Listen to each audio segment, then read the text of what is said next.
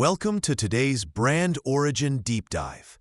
You've heard of the product, but do you know how a forgotten warehouse accident and a colorblind designer reshaped its global image forever? If you find value in this kind of storytelling, consider liking the video and subscribing. It helps more than you know. And let us know in the comments where you're watching from, or what your first thought was about this brand when you saw it. Let's dive in and discover how it all began. You walk into a locked archive. The air is still, thick with the scent of ozone and old paper. Row upon row of gray metal shelves disappear into the gloom. This isn't just a storage unit. It feels like a tomb.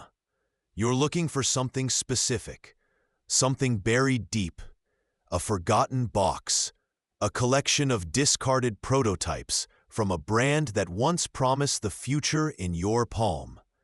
You find it in the furthest corner, marked with a faded label, Project Star.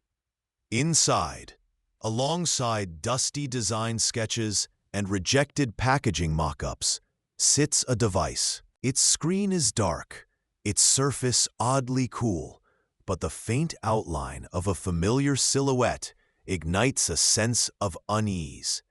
This is where the story begins, not with a launch, but with a silence, a mystery held within dormant plastic and glass, waiting to reveal the hidden ambition and the volatile secret at the heart of the Galaxy Note. The scent of something faintly chemical seems to linger in the air as you lift the artifact, pulling you into its past. You delve deeper into the archives now, the air growing cool and dusty as you follow the paper trail of Project Star. This wasn't just another phone. It was born from a pressure cooker environment within the company, driven by an almost feverish need to dominate the market. Designers pushed the boundaries relentlessly, obsessed with fitting more raw power and capability into thinner, sleeker devices than ever before. The core brand elements solidified rapidly, a large screen that felt almost ridiculously big at the time, a truly integrated S Pen that wasn't an afterthought, and the elusive goal of unprecedented all-day battery life. You see the early, often awkward prototypes sketched on napkins and CAD files, devices that look more like bricks with pens shoved into them than the elegant form factor they eventually became. You feel the imagined texture of different stylus materials considered. Hear the phantom click of early S Pen mechanisms in those silent, late-night design labs. The emotional shift is palpable. The initial burst of ambition and excitement gives way to growing tension and anxiety as deadlines loom. Technical hurdles mount daily, particularly around stuffing enough battery technology into a slim body and navigating tricky physical device constraints. This phase marked a major turning point where the sheer ambition collided head-on with the physics of reality. Brand historians still debate whether the aggressive timeline for Project Star was necessary, or if it sowed the seeds for future issues. One quirky detail lost to time. Some early S Pen prototypes had tiny springs that were audibly loud when clicked into place, sounding less like a precision tool and more like a ballpoint pen from a dollar store. The symbolic thread evolves here. You find sketches showing the intended green state of the charging indicator, a symbol of full power, readiness, and success, starkly contrasting with the underlying pressure captured in frantic engineering notes. You start seeing cryptic notes buried deep in reports, mentions of thermal challenges and component clearance issues, quiet foreshadowing of the fire they were playing with. Building on what came before, you now witness the moment of truth, the official launch. The air crackles with the energy of 1,000 marketing teams working in sync. A controlled chaos designed to saturate every feed, every billboard, every conversation. This is the major turning point, the moment the project leaves the sheltered halls of R&D and faces the world. The final product presentation is a masterclass in sleek perfection, the device gleaming under spotlights, demonstrated with fluid grace.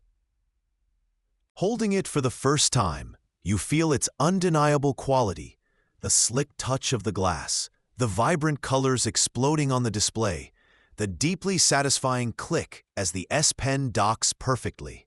The brand core is distilled into a public image of innovation personified, seamless design, and powerful performance, hammered home by confident, compelling voiceovers in slick commercials. The charging indicator light turns a brilliant green. Success is here. This is the gleaming zenith, a brief but brilliant period of initial success and overwhelming critical acclaim. Reviewers rave, pre-orders soar, and the public adores it. During the intense marketing push, there was even a brief, quirky internal meme circulating that the device was so flawlessly integrated it could probably make your morning coffee if you just asked it nicely. However, almost imperceptibly at first, the emotional shift begins. Flickering reports surface online, isolated incidents of bizarre failures. Initially dismissed as user error or exaggeration, they sow the first seeds of doubt. The green light begins to flicker, turning an uncertain amber or yellow. Analysts continue to question the reasoning behind the sheer speed of the global rollout, wondering if any corners were cut in the rush to capitalize on the immense hype. Foreshadowing the storm ahead, internal communications begin to take on a desperate, urgent tone concerning these escalating, isolated incidents. Building on the early warning signs, what began as isolated incidents escalated with terrifying speed. Suddenly, the trickle became a flood. You witness user videos going viral across platforms, shaky footage showing smoking devices, photos of singed surfaces, frantic posts detailing near misses. The media response is a feeding frenzy, amplifying the panic as device failures become an undeniable, widespread pattern. Inside the corporation, disbelief gives way to attempts at denial. Internal communications from this period, later leaked, paint a picture of chaotic confusion. Frantic customer service logs filled with calls bordering on hysteria, contrasted with the cold, impersonal language of early official press releases attempting to downplay the situation. The dawning horror sets in as the scale of the catastrophe becomes clear. This section's chilling milestone is the issuing of the recall notice itself. A stark, I am making X public admission of catastrophic failure, a brand's worst nightmare made real. It's said that during the initial review of internal testing data, a single report flagged an anomaly code, internally nicknamed Emberglow, a quirky detail dismissed as a minor software bug, now eerily prescient. Analysts continue to question the reasoning behind the delay in issuing the full recall, debating whether it exacerbated the damage. The emotional shift within the company is palpable, from stubborn denial and confusion to outright panic, shame, and the crushing weight of responsibility, or perhaps, for some, the desperate attempt to evade it. The symbolic charging indicator light, once a friendly green glow, now burns ominously red on countless dashboards and user photos, a universal sign of danger and system failure mirroring the escalating crisis. foreshadowing hints at the sheer logistical and financial nightmare now looming, and the deeper, hidden manufacturing cause that is still yet to be publicly acknowledged. Building on what came before, the brand takes its first bold step towards redemption. The painful, flawed attempt at recovery begins. This is the moment of the first global recall and the rollout of the safe replacement devices. You witness the birth of the replacement program, a complex, costly, and ultimately futile effort to mend broken trust. The sheer scale is staggering. Millions of devices need replacing worldwide. Internally, the pressure is immense. While no official report was ever published in this form, whispers circulate like a leaked memo about the rushed certification process for these new units, detailing overlooked warnings and ignored data in the frantic race to stabilize the stock price. Visually, the replacement packaging might look identical, or perhaps subtly different, a minor detail lost on a public desperate for reassurance. You hear the auditory stress in recorded internal meetings, the hurried logistics calls. Initially, there's a chilling silence from the company after the replacements roll out, a period where everyone holds their breath. But then, the reports surface. Replacement units are also failing. The emotional shift plummets into despair, betrayal, and the absolute destruction of public confidence. The symbolic thread of the charging indicator light is horrifyingly ironic. On these supposedly safe devices, it flickers erratically, never settling on green, sometimes flashing red. It's the undeniable signal the core problem wasn't solved, leading inevitably to the final, unprecedented global discontinuation. Analysts continue to question the reasoning behind the speed of the replacement rollout versus thorough testing. This phase ends with intense foreshadowing, as the internal investigation is now mandated, not just to replace, but to find the root cause of the failure, promising a deeper, more disturbing truth. Section 6. The Scarred Silhouette. The story ends, but the echoes of the Note 7 saga linger. You stand in the quiet archive, the air still thick, not just with ozone from old tech, but with the weight of a corporate narrative that refuses to be neatly filed away. The polished surface of this global empire now carries a visible scar. The aftermath saw intense scrutiny. Both internal reviews and external investigations converged on a confluence of factors. Ambitious design pushed to the very edge, manufacturing processes strained by unprecedented scale, and aggressive deadlines that left no room for error. It wasn't a single flaw, but a perfect storm of corporate pressures creating catastrophic failure.